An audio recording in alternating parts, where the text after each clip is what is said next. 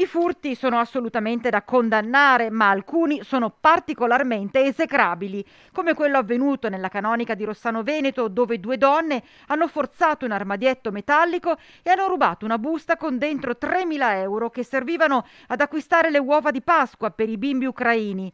Se n'è accorto il parroco, don Paolo Carletto, dopo aver celebrato messa. Mentre il religioso stava ufficiando, infatti, una delle ladre ha raggiunto la sacrestia e, trovando un aiutante del prete, ha finto d'essere intenzionata a prenotare una messa per un caro defunto. Mentre l'uomo prendeva nota, lei è riuscita a rubare dalla tasca della giacca del parroco le chiavi della canonica.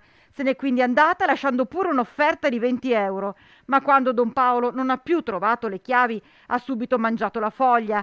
Ha raggiunto la canonica, la porta era spalancata e i soldi raccolti dai parrocchiani per le uova di cioccolato per i bimbi scappati dalla guerra erano spariti.